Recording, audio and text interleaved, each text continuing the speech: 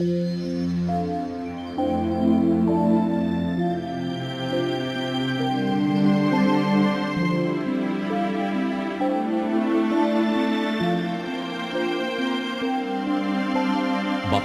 ang bumabasa at ang nangakikinig ng mga salita ng hula at tumutupad ng mga bagay na nangasusulat doon, sapagkat ang panahoy malapit na.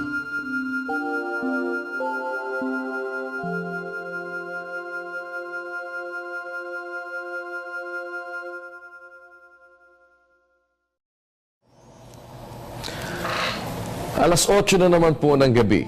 Magandang gabi sa inyong lahat. Dito po sa UN Television, ito ang ating nakaugalian. Tuwing sumasapit ang ganitong oras, tayo ay nagbibigay ng panahon para magbasa ng mga talata ng banal na kasulatan. Isang napakahalagang bagay sa ating buhay na magkaroon tayo ng inputs na galing po sa mga salita ng Diyos. Dahil sa napakarami ng nababasa ngayon, nandyan po ang iba't ibang mga babasahin, iba't ibang mga libro na ginawa ng kung sino-sinong mga author, at ganoon din naman maging yung mga babasahing hindi nakapagbibigay ng magandang isipin sa atin. Meron diyang mga babasahin na maaaring magdala sa atin para mag-isip ng hindi maganda at magkaroon ng kung ano-anong mga kahalayan sa ating mga kaisipan. At mga babasahing mga malalaswa na kung minsan ay ipinag-aanyaya ng minsan ay nakakapagtaka. Mismong mga ministro pa ang nag-aanyayang magbasa ng mga babasahing malalaswa. Pero hindi po yan ang ating ginagawa, sapagkat ang atin pong paanyaya sa inyo ay ang magbigay tayo ng pansin sa mga talata ng banal na kasulatan. Ang atin pong pagbabatayan ng ating paglilingkod sa Diyos ay yung mga nakasulat sa Biblia. Kaya mahalaga na hindi tayo basta magpadala at magpaloko sa mga nagsasabing sila ay nagpapahayag ng mga salita ng Diyos. At the only way para po magawa natin yan ay sundan natin kung ano yung kanilang mga sinasabi. Sapagkat karamihan ng mga mangangaral ngayon, ang daladala po ay Biblia.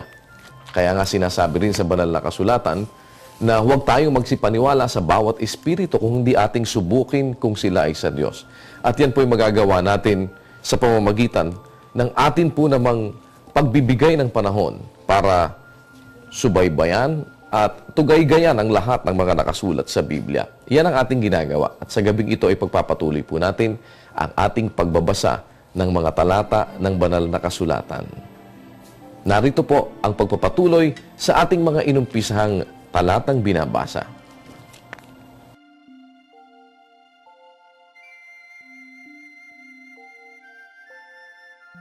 Huwag kayong magsihatol upang huwag kayong hatulan. Sapagkat sa hatol na inyong ihahatol ay hahatulan kayo, at sa panukat na inyong isusukat ay susukatin kayo. At bakit mo tinitignan ang puwing na nasa mata ng inyong kapatid, ngunit hindi mo pinapansin ang tahilan na nasa iyong sariling mata?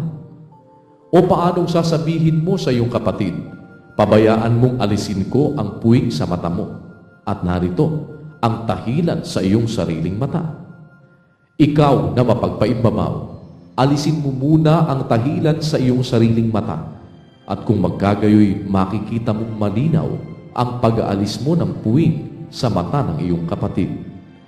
Huwag ninyong ibigay sa mga aso ang anumang banal, ni ihagis man ang inyong mga perlas sa harap ng mga baboy. Baka yurakan ng kanilang mga paa at mga balik at kayo'y lapain. Magsihingi kayo at kayo'y bibigyan. Magsihanap kayo at kayo'y mga kasusumpong. Magsituktok kayo at kayo'y bubuksan. Sapagkat ang bawat humihingi ay tumatanggap, at ang humahanap ay nakasusumpong, at ang tumutuktok ay binubuksan. O anong tao sa inyo ang kung siya'y hinga ng tinapay ng kaniyang anak, ay bato ang ibibigay? O kung hingan siya ng isda, ay bibigyan niya ng ahas? Kung kayo nga, bagaman masasama, ay marunong magbigay ng mabubuting kaloob sa inyong mga anak, gaano pa kaya ang inyong Ama na nasa langit na magbibigay ng mabubuting bagay sa nagsisihingi sa Kanya? Kaya nga, lahat ng mga bagay na ibig ninyong sa inyo'y gawin ng mga tao, gawin naman ninyo ang gayon sa kanila, sapagkat ito ang sakautusan at ang mga propeta. Kayo'y magsipasok sa makipot na pintuan, sapagkat maluwang ang pintuan at malapad ang daang patungo sa pagkapahamak, at marami ang tuoy nagsisipasok. Sapagkat makipot ang pintuan at makitid ang daang patungo sa buhay, at kakaunti ang nangakakasumpong noon. Mangag-ingat kayo sa mga bulaang propeta na nagsisilapit sa inyo na may damit tupa, datapwat sa loob ay mga lobong maninila. Sa kanilang mga bunga ay inyong makikilala sila. Nakapuputi baga ng mga ubas sa mga tinikan o ng mga igos sa mga dawagan? Gayon din naman ang bawat mabuting punong kahoy ay nagbubunga ng mabuti. Datapwat ang masamang punong kahoy ay nagbubunga ng masama. Hindi maaari na ang mabuting punong kahoy ay magbunga ng masama at ang masamang punong kahoy ay magbunga ng mabuti. Bawat punong kahoy na hindi nagbubunga ng mabuti ay pinuputol at inihahagi sa apoy. Kaya't sa kanilang mga bunga ay makikilala ninyo sila.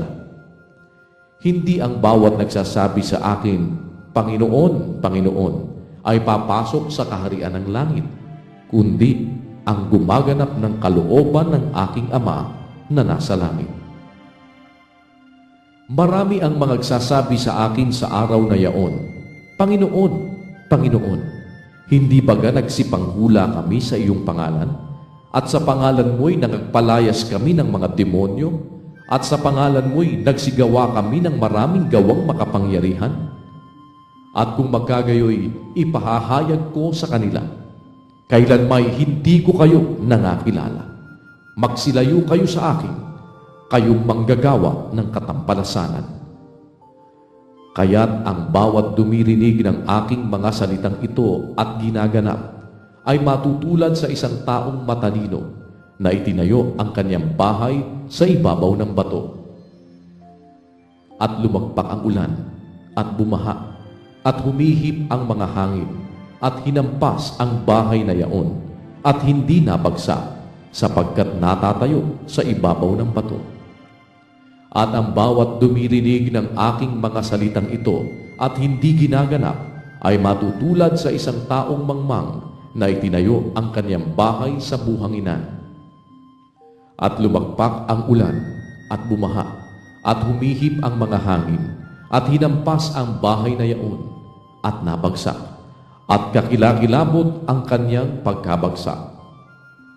At nangyari na nang matapos na ni Jesus ang mga salitang ito, ay nangatilihan ang mga karamihan sa kanyang aral, sapagkat sila'y kanyang tinuturuang tulad sa may kapamahalaan at hindi gaya ng kanilang mga eskriba.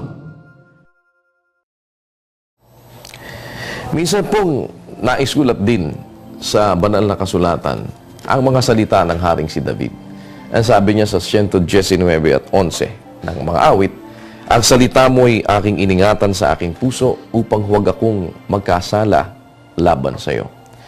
Sa mga talata po na gabi-gabi ay binibigyan natin ng pansin. Napakahalaga na ang mga katwiran ay maingatan natin sa ating mga puso at kaisipan nang tayo po ay mayroong gabay sa ating mga paggawa.